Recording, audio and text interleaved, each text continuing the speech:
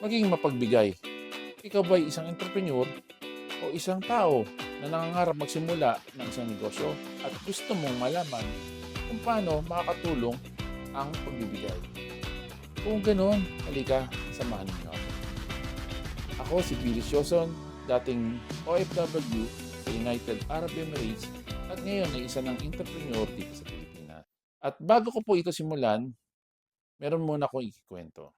Noong huling taon ko sa United Arab Emirates, dahil po ang aking trabaho ay bumisita sa iba't ibang store, tuwing ako po ay magmamaneho, nakaugalian ko na pong makinig ng mga audiobooks. At ang isang paborito kong author noong mga panahon na yon ay si Robert Kiyosaki. Isa sa libro niya doon, nabanggit niya na yung mayayaman daw ay nagbibigay ng 10% ng kanilang kita sa mga tao or sa simbahan na kanilang pinaglilingkuran. Kaya naman, napaisip ako. Sabi ko, ganun pala. Dapat pagka may negosyo ka at kumita ka, ibalik mo yung 10% sa tao or sa simbahan na pinaglilingkuran mo. Nabanggit ko po yun sa asawa ko nung ako'y tumawag sa kanila. Sabi ko, yung palang sekreto ng mga negosyante, magbigay ng 10%. Kaya pag umuwi ako dyan, tapos nagsimula tayong magnegosyo, yun, magtabi rin tayo ng 10%. So dumating na po yung panahon na nagnegosyo na kami. Yun nga po yung bakery na nababanggit ko sa mga una kong vlog.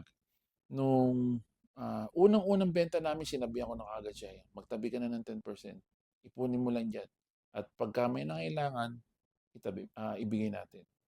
So hanggang sa, yun nga po, pagka may nangailangan, tinutulong namin or ibinibigay sa simbahan. Masasabi ko pong malaki ang naitulong nito sa business namin dahil sa tuwing may problema po, agad naman nasosolusyonan. Dahil nga po wala naman akong alam sa pag-bake ng tinapay, wala rin akong alam sa pagpapatakbo ng negosyo. Tuwing may problema po, siguradong nasosolusyonan po yun kahit na hindi ko alam kung ano yung dapat kong gawin, kung ano yung eksakto kong dapat gawin. At ang pinakamalaking trials po ay nung nagsimula ang pandemic. Nung nagsimula po ang pandemic, naging maganda naman yung bentahan ng bakery namin. Kaya nga lang po, nung magla-lockdown na, ang magiging problema dahil bawal lumabas ay yung stocks. Hindi naman po ako makapag-stocks ng marami dahil kulang yung cash na hawak ko. Pero bigla na lang pong lumapit yung mother ko. Sabi sa akin, pahiramin kita ng pera. Mag-stocks ka ng marami kasi magla-lockdown, hindi na tayo makakalabas. Hindi ka na makakabili ng mga kakailanganin mo. So, bigla naman po akong napaisip, oo nga, ano, sabi ko, kailangan mamili ako ng maraming stocks. Hindi lang naman po harina ang kailangan pagka gumagawa ka ng tinapay. Nandiyan ang mantika, gas, margarine, supot, plastic. Yun po, halos lahat ng ano, pati yung kakainin namin kasi nga po magla-lockdown. At yun nga po, tiyempo naman nung namili kami, kinabukasan yung binibilan namin ng gamit sa bakery, nagsara. More than 2 weeks po silang nagsara dahil meron po nagka-COVID sa kanilang pamilya. So saktong-sakto po yung lapit ng mother ko. Kaya po, iniisip ko kagad siguro ito na yung epekto ng pagta-tights. Kaya naman po, inirerekomenda ko rin sa inyo na kung magsisimula kayo ng magnegosyo, maglaan din po kayo. Kung actually hindi sa panahon po ngayon, hindi naman talaga kailangan na 10% ang ibigay nyo.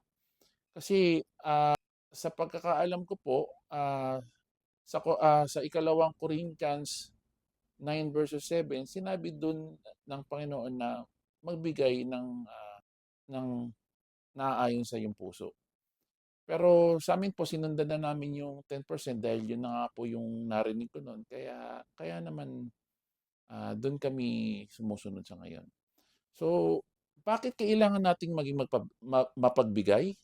Kasi po, hindi ko rin po ipaliwanag ng eksakto sa inyo, pero parang may sa akin po mahiwaga yung ano yung mga dumarating na blessing sa amin. Ang totoo po niyan, nagsimula lang kami sa isang maliit na oven, tapos wala akong alam sa pagtitinapay at, ayun po sa ngayon mag-a-6 na taon na po kami sa nitong June at, tumatakbo pa rin po kami. Kaya po isina-suggest ko rin sa inyo na, maglaan kayo ng pera o oras o kahit na anong puwede niyong maitulong o ibigay na serbisyo para sa mga taong, nakapaligid sa inyo or sa simbahan na pinaglilingkuran ninyo. Naniniwala ako na kailangan natin ito sa ating, mga negosyo dahil may kasabihan nga tayo na, "The more you give, the more you receive." And kung may dumating mang pagsubok, sa inyo, siguradong may solusyon din na darating 'yan. Maniwala lang kayo. Kasi iyan din yung pinanghawakan ko nung bago kami magsimula, yung 'pag nagbigay ka, makakatanggap ka rin. Kaya naman samahan ninyo ako na pagtulungan natin na maiangat ang ating mga negosyo para naman makatulong din tayo sa ating mga pamilya at sa mga taong nangangailangan. Siya nga po pala, may binuo po akong community, nung do'n sa mga una kong vlog na ang pangalan ay, Pilipino Balikbayan International, na ang layunin ko po ay, matulungan yung mga balikbayan na gustong magsimula ng negosyo.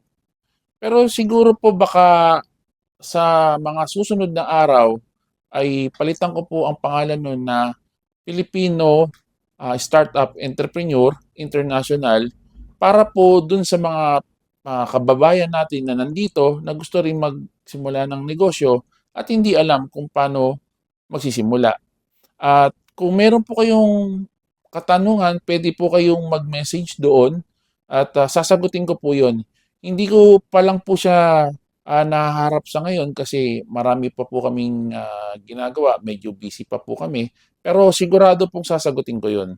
Ilalagay po namin yung link sa ibaba at, kung meron kayong mga katanungan, mag-message lang po kayo do'n at magkakausap po tayo. At sa mga darating pong araw ay, magkakaroon po tayo ng, mga meeting-meeting para naman po, maging tuloy-tuloy ang paglilingkod ko sa inyo. Kaya po muli, lagi ko pong pinapaalala na sabi po sa Colossus 3:23 na kung kayo'y magtatrabaho, isipin ninyong naglilingkod kayo sa Diyos at hindi sa tao. At lagi niyo pong tatandaan na ako si Billy Sioson, kasama ninyo sa pagbabago. Maraming salamat po.